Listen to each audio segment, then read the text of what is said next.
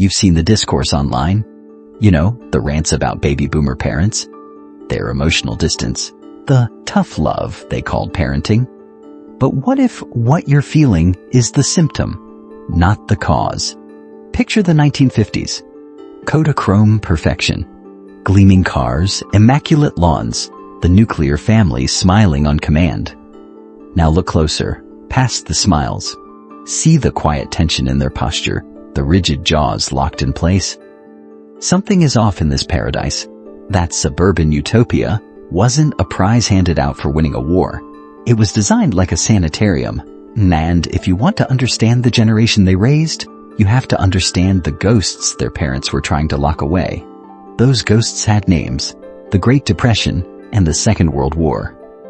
Boomers were raised by the generation we now romanticize as the greatest, a cohort defined less by triumph than by survival. They had been the hungry children who knew the hollow ache of the Depression, then the young men who stared at the industrial-scale slaughter of a global war. They came home as heroes. They came home as casualties.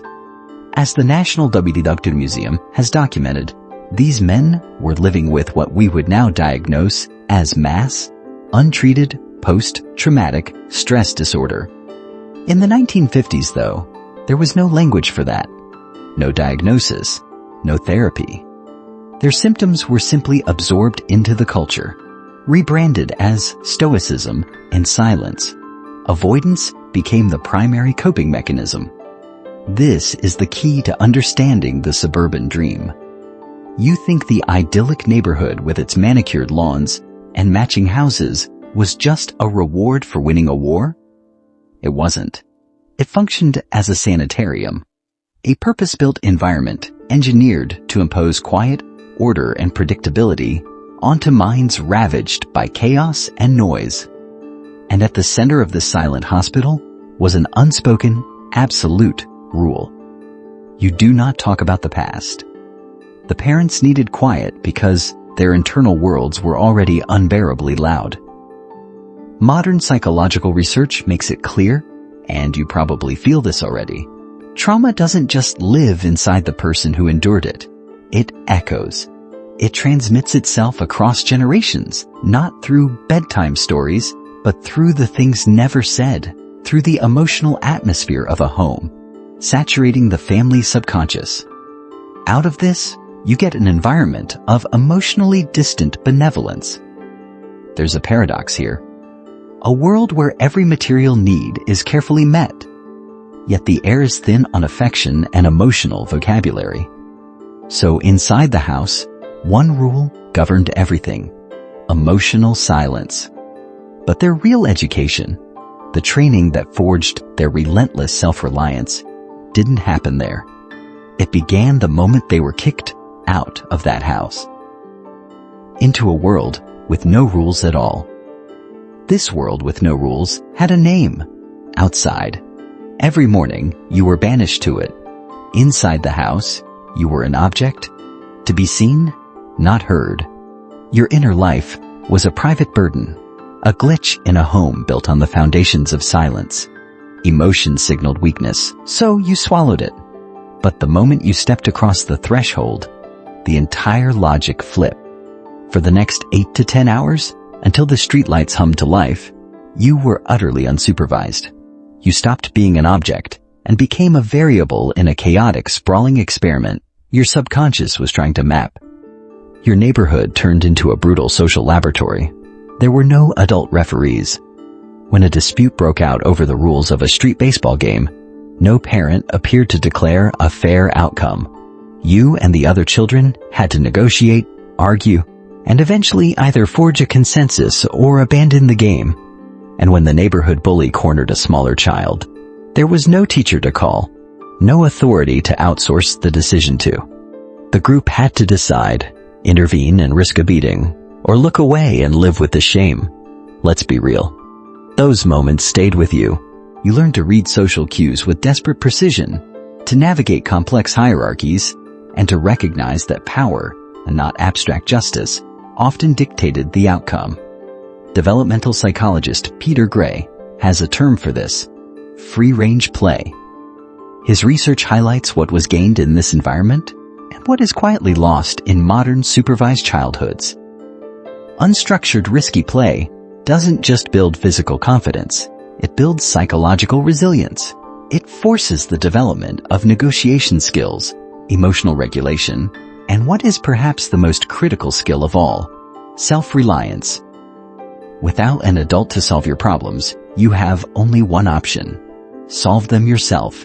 This was the fundamental lesson hardwired into your developing brain. The world is not a fair place. It does not owe you safety, comfort, or justice. These are things you must carve out for yourself, through your own competence and your own will. For people raised this way, it's the origin of their deep-seated skepticism toward complaints of unfairness and their almost religious belief in personal responsibility. They survived the social battlefield, but another more visceral training was happening in parallel. It took place on structures of scorching hot metal and unforgiving concrete, and it would hardwire their brains to see the modern world as dangerously soft. That scorching metal was the playground slide, hot enough in August to give you a second-degree burn if you hesitated. The unforgiving concrete waited under the jungle gym, a hard, non-negotiable lesson in the physics of gravity. And the merry-go-rounds? They were effectively designed to reach a velocity that could launch a small child into a low orbit. These weren't just playgrounds. They were early risk assessment simulators for your nervous system. Psychologists today, like Peter Gray, call this risky play. It's a crucial part of development that has been almost entirely engineered out of modern childhood. Every fall, every burn, every scraped knee was a data point your subconscious stored away. It created a visceral feedback loop that wired in a fundamental lesson at a neurological level. Pain is temporary, but incompetence can be permanent. Risk isn't an anomaly to be eliminated. It's a constant you learn to manage. That's why so many from that era feel a quiet disdain for what people now call safetyism. The lesson hardwired into their nervous system was simple, almost brutal. Safety is not something the world gives you.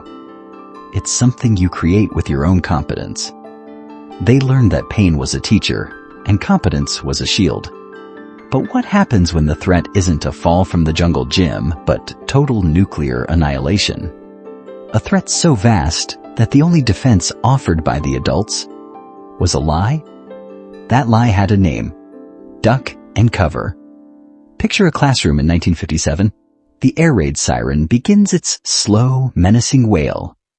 It's not a drill for a fire. It's a rehearsal for the end of the world. The teacher, her voice tight with forced calm, orders you under your small wooden desk. You feel the cool linoleum on your knees as you curl into a ball, hands over your head, staring at the grain of the wood that's supposedly meant to shield you from atomic fire. Even as a child, you know. On a deep, intuitive level, you already understand this is a performance, a piece of security theater. The adults who hold all the power, who make all the rules, are instructing you to perform an act that is fundamentally absurd. And research from that era confirms it. Many children understood the futility, and that awareness bred a profound cynicism toward the idea of authority itself. Honestly, the lesson learned under that desk was paradoxical. First, the adults cannot actually save you from the real dangers of the world. But second, you must play along with their rituals to maintain social order. You learn to pretend. The world could end at any moment, but your math homework is still due tomorrow. This formed a mind that was both fatalistic and hyperproductive. A generation trained to plan for a 40-year mortgage and nuclear winter in the same week. To build lives while expecting it could all vanish in a flash. That abstract background dread was about to be replaced by a series of sharp public traumas delivered by the flicker of a television screen. Events that would teach them a final brutal lesson. Hope is dangerous. That lesson began on November 22, 1963. for the generation raised in the quiet hum of the suburban sanitarium, the assassination of John F. Kennedy wasn't experienced as a political event. It was felt as a home invasion. The chaos of the world, which their parents had tried so carefully to keep outside, broke through the front door via the television screen and killed the king in the living room. In that moment, the just world hypothesis died. The subconscious childhood belief that the universe is orderly and fair. On that day, they learned the universe is anything but. If you carry a quiet distrust of the world, this is one of the reasons why. But a single assassination can still be filed away as a tragic anomaly. Just a freak tear in the fabric, right? History, however, was not finished with its instruction. The year 1968 delivered the follow-up blows. On April 4th, the voice of nonviolent moral conscience Martin Luther King Jr. was silenced by a sniper's bullet. Cities burned. Just 2 months later, on June 6th, the heir to the fallen king's legacy, Robert Kennedy, was also assassinated, his life bleeding out on a hotel kitchen floor. The pattern was now undeniable. The message permanently burned into their generational psyche. To lose one hero is a tragedy. To lose 3 in 5 years is a lesson. And the lesson was this: hope is a magnet for violence. People who genuinely try to change the world get shot. The system doesn't bend toward justice. It breaks those who push it too hard. A deep, cold cynicism began to set in. Idealism was for the naive and the dead. Then came the final betrayal. It didn't arrive with a conspiracy or a lone gunman. It came from their own government, and it was co-signed by their own fathers. The Vietnam War draft. After being taught that the system was broken and that its heroes were gone, they were now being commanded to die for that very system, in a war they couldn't understand, against an enemy they'd never met. This was the ultimate act of institutional gaslighting. The fathers who had fought WWII could not comprehend why their sons wouldn't answer the call. The dinner table became a battlefield, carving a psychic wound between generations that, for many, would never heal. The collective dream was dead. The we had failed. The institutions, the leaders, even the family unit, all had proven themselves to be untrustworthy. So, what was left? Only I. And this retreat inward would forge the modern work ethic as we know it. This retreat into the self has been misunderstood for decades. Historian Tom Wolfe famously branded the 1970s the me decade. You've probably heard that era reduced to an explosion of narcissism. Look closer, and you see something darker. Not an explosion, but an implosion of hope. Honestly, this wasn't greed. It was a trauma response played out on a generational scale. The core psychological principle was brutally simple. If you cannot save the world, you try to save yourself. After a decade spent watching every external source of meaning, from leaders to institutions, burned to the ground, the only territory left that felt controllable was the self. And so, a generation that had lost faith in the world sought refuge in work. The office became the new fortress. Think about it for a second. Outside the fortress walls lay the chaos you'd come to expect. Unpredictable violence, broken promises, social upheaval. Inside the fortress of the corporation, the rules were clear. The hierarchy was defined. Effort connected cleanly to reward. Your progress could be quantified on a performance review. You knew where you stood. It was a controllable, logical, meritocratic universe, carved out inside a world that had proven to be anything but. This is the psychological origin of the boomer workaholic ethic. Work for them was not merely a job, it was a sanctuary. The one place where, at least on paper, the world still made sense. They had retreated into the fortress and, by most accounts, had managed to save themselves. But a generation raised inside a fortress is uniquely unqualified for one specific task: raising children in a garden. And their attempt to do that would set in motion a tragic, profoundly ironic outcome. And this is the profound, almost unbearable irony, once you finally state it plainly. Their own childhood was an unsupervised training ground for a harsh world. They learned from metal slides that burned skin, from jungle gyms over hard-packed dirt. Conflicts were settled with fists because no adult was watching. Pain became a teacher. Safety turned into something you had to engineer for yourself. So for their own children, they tried to become architects of absolute security. They invented helicopter parenting.